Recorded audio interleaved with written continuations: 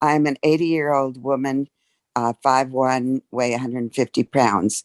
I want to know what you think about grains in my diet. How much do you think I should eat a day? I would keep it minimal. I would go because there's some weight, and the grains accelerate that, and it kind of lowers your mental functioning. So I would keep it at a minimum, maybe once a day at max, and go with the fruits and vegetables and nuts and seeds. More live food is what I'm saying versus the cooked. Excellent. Thank you, Dr. Cousens. I'm going to go ahead and... I'm just going to mention one other place for my books is Infinite Light Publishing. That's my basic publisher, but okay, go ahead. Excellent. That was Infinite Life Publishing, right? Yeah. Perfect. Thank you. Thank you for that. Okay, so once again, now we've got up next David A. I'm gonna unmute you. Hi, David. Hi, how you doing? Great. Welcome. Dr. Cousens, thank you very much. Can you please tell us where you get the yellow algae you mentioned in your presentation? How do we get that? You can go to kind of my website, and it will direct you. I do have a kind of worldwide online, okay, and that's probably the best way to go. Just look, it will guide you to that, because I spent a lot of time getting just the right thing. I guess you can figure that out. So you can go to Dr. Cousens Global, and it's kind of how you can kind of get the products, and then they'll ship them to you. Thanks, Doctor. That's great. New Hampshire. It's from New Hampshire. It's not from Israel. Excellent. Thank you again. And up next, we have Wendy. I'm going to ask you. Well, I'll unmute you. Okay. Hi, Wendy. Hi, Wendy Eden Harris here in Boca Raton. My question is, how do I get satiated when I am doing vegan? If you're not adding fats, and then also about seeds, is it essential to grind the chia and the hemp seeds? Because I just throw them in my salad and let them soak up the extra liquid, but I don't grind them. Is it essential to grind the smaller seeds? Thank you. My point of view, chia seeds, I would soak them overnight and then become a gel. And they have many, many good qualities. That's the easy way to do it. I don't really grind up the smaller seeds, but that's kind of the answer to that question. The other question is, fat doesn't make you fat, carbohydrates do. So I would look at the excess of carbohydrates in your diet. That's a myth that fats make you fat. It's the carbohydrates that create fat and gain weight. Just a little tidbit. Thanks. Okay, That's great. Thank you. Next, we're going to bring up Patrick. And hi, Patrick. Welcome. Oh, hi. My name's calling from London, UK. Just wanted to ask, in relation to live foods, they're normally uncooked.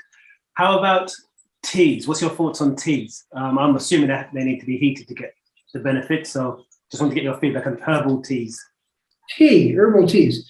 Well, I think the research shows that green teas, particularly matcha green tea, really has many, many important immune things. And actually, in terms of COVID, I've written out publicly that there are 5 components in it that actually protect you against viral replication and spike protein. So matcha green tea is really, of the hot things in teas, it really is really pretty good for you. So that's my thoughts on it. Thanks, Doctor. And up next, we have Ainsley. And hi, Ainsley. Welcome. Hi, everyone. Good day, Doctor. Trinidad. My question is, one, the pictures that you showed us with the explosion, or let's say the firework explosion of foods when they're in us, how long does that last in our system?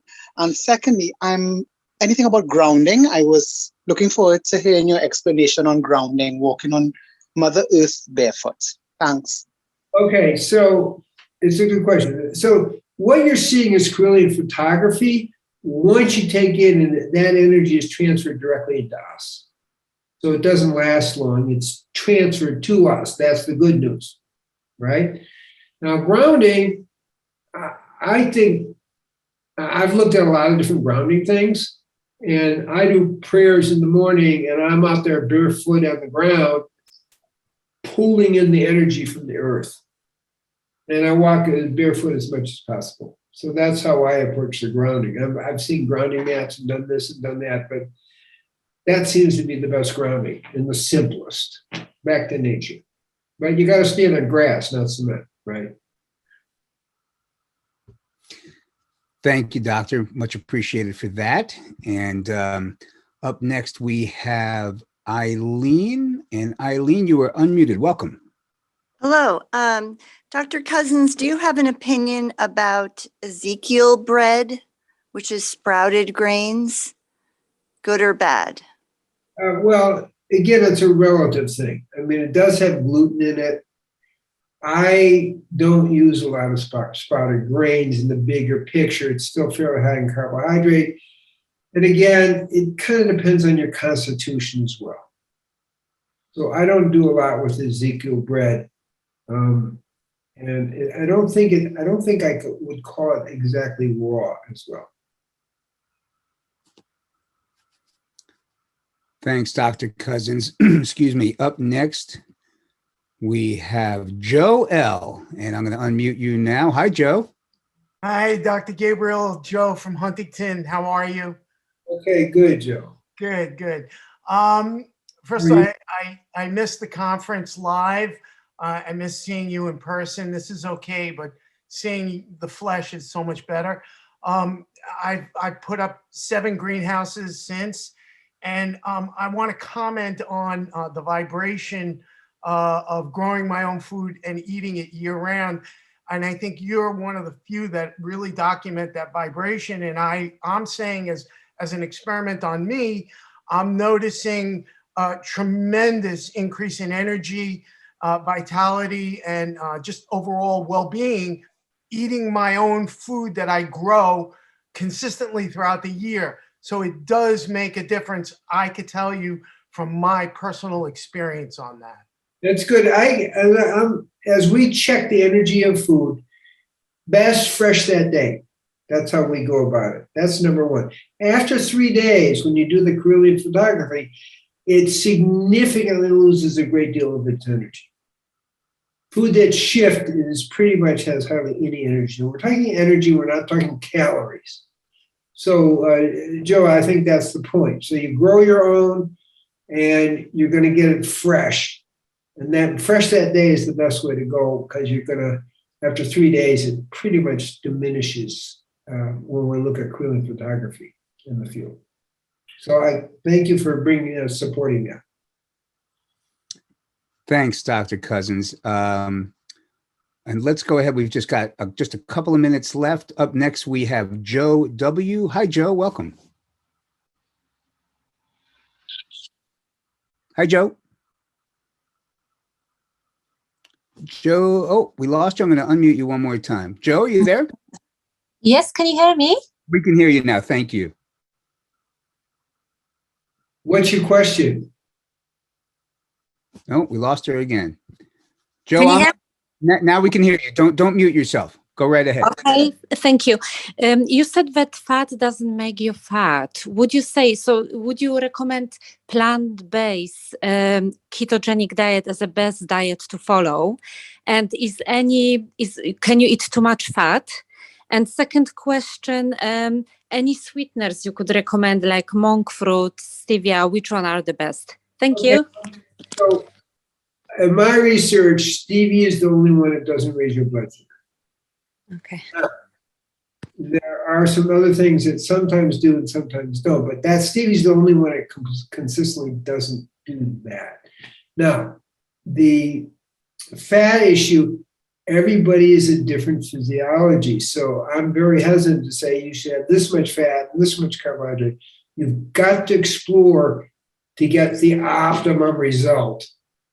I measure it by push-ups and pull-ups, right? So, and is my energy good all day long? I mean, these are really important clinical ways of thinking about it. That's how you tell. So I don't want to say this is the best diet of that. I mean, I'm going to say live food is the best, but the mix is significantly different depending on chromosome 19. That's what we have to get in mind. So I don't promote one diet over another. That's my kind of position on it.